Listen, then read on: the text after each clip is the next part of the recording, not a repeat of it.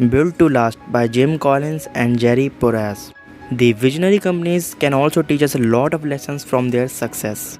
Basically दोस्तों इस book के दोनों ही ऑथर ने काफ़ी सारी सक्सेसफुल कंपनीज़ को स्टडी किया है और स्टडी करने के बाद जो अपने आउटकम्स है, जो रिजल्ट निकले, उसको इस किताब में शब्दों के रूप में उतारा है। बेसिकली दोस्तों इस स्टडी के दौरान उन्होंने 500 से भी ज़्यादा कंपनीज़ की जो सक्सेस के रूल्स है वो इस किताब में उतारे हैं।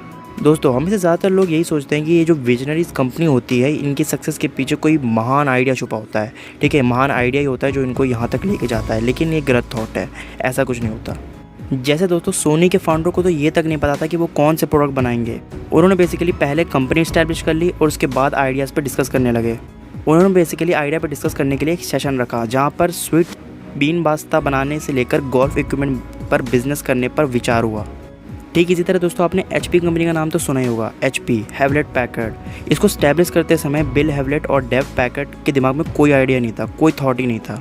उन्होंने बेसिकली दोस्तों बहुत से थॉट्स पर एक्सपेरिमेंट किए, जिनमें से उनमें ऑटोमेटिक यूरिनल फ्लश भी था और गेम्स में होने वाली फॉल इन जो इंडिकेटर थी वो भी था। मतलब बेसिकली दोस्तों इनका भी कोई फिक्स नहीं था आइडिया। तो दोस्तों बेसिकली इन दो एग्जाम्पल से हमें ये तो पता चल जाता है कि कोई विजनरी कंपनी शुरू करने के लिए आपके पास एक ग्रेट आइडिया का होना ज़रूरी नहीं है। और बेसिकली दोस्तों विजनरी कंपनीज बनाने के लिए ना थोड़े से डाउन टू अर्थ जुड़े हुए लोग, विनम्र लोग और गंभीर लोगों की ज़रूरत होती है।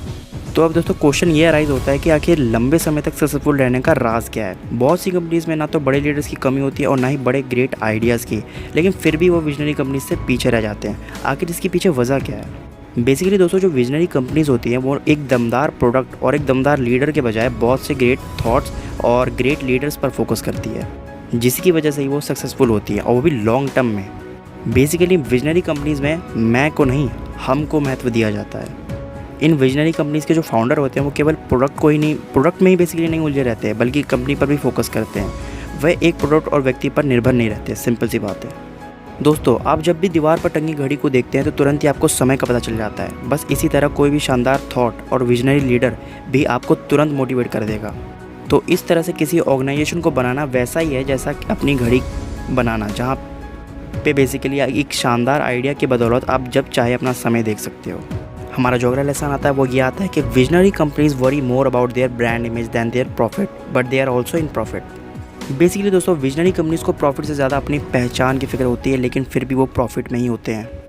बेसिकली विजनरी कंपनीज़ का जो गोल होता है वो सिर्फ रुपए कमाना ही नहीं होता, उन्हें अपनी वैल्यूज़ को मेंटेन रखते हुए मार्केट में टिके रहना भी होता है।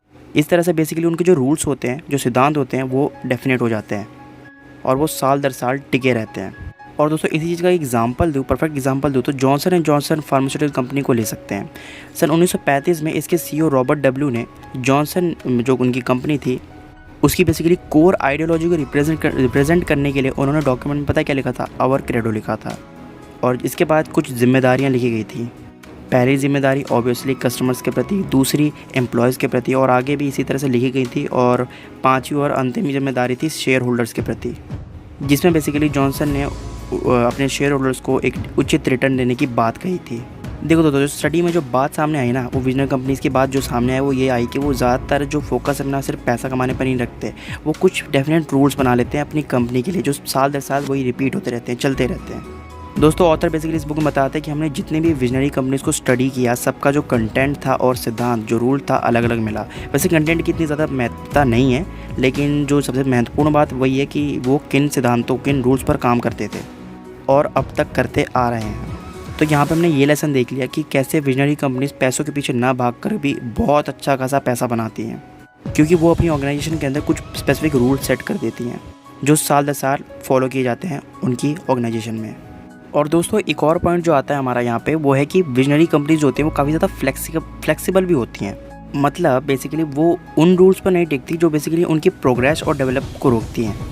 ऐसा कोई भी रूल हो जो पहले से चलता आ रहा है, जो कि उनको पता चलता है कि इनकी प्रोग्रेस में अड़ंगा डाल रहा है या फिर इनकी डेवलपमेंट को रोक रहा है, तो वो उस रूल्स को अपनी ऑर्गेनाइजेशन से हटा देती हैं। लेकिन जो दोस्तों बेसिक रूल्स है वो हमेशा सेम रहते थे। जैसे दोस्तों मैरियट कॉरपोरेशन के फाउंडर जे विलराड मैरियट का सिद्धांत था कि जब तक मौत ना आए हमेशा कुछ क्रिएटिव करते रहो, और जैसे हर दिन को अपना अंतिम दिन समझो।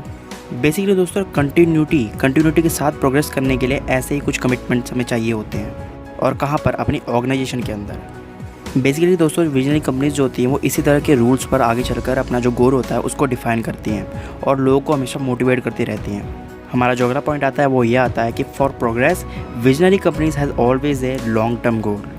प्रोग्रेस के लिए विजनरी कंपनीज का जो लक्ष्य होता है वो हमेशा लॉन्ग टर्म होता है। बेसिकली दोस्तों सक्सेस को स्टेबल बनाने के लिए ये जो कंपनीज़ होती हैं वो काफ़ी करेजियस डिसीजन लेती हैं और वो भी लॉन्ग टर्म के लिए, जो कि आगे चलकर इन्हीं की ऑर्गेनाइजेशन को फ़ायदा पहुंचाता है। जैसे दोस्तों इसका अगर एग्जांपल देखें हम तो कॉर्पोरेट से हटकर ऐसा ही एक लॉन्ग टर्म विजन जो था वो 1961 में जॉन एफ कैनेडी ने देखा था। उन्होंने दावा किया था, उन्होंने पहले ही बोल दिया था कि अमेरिका एक व्यक्ति को चांद पर भेजेगा और दशक के अंत तक वापस भी ले आएगा। उस समय में ये बहुत एक बड़ी बात थी कहना। तो बेसिकली दोस्तों आपको भी अपने ऑर्गेनाइजेशन के अंदर इसी तरह के करेजियस कमिटमेंट चाहिए होते हैं ताकि आपकी ऑर्गेनाइजेशन भी लॉन्ग टर्म में स्टेबल रह सके सक्सेस के मामले में। तो दोस्तों ये तो था हमारा बिल्ड टू लास्ट बुक का पार्ट 1। मैं इसकी नेक्स्ट वाली वीडियो में पार्ट 2 लाने वाला हूँ। आई होप आपको ये छोटी समरी पसंद आई होगी। तो मिलते हैं यार नेक्स्ट वीडियो में।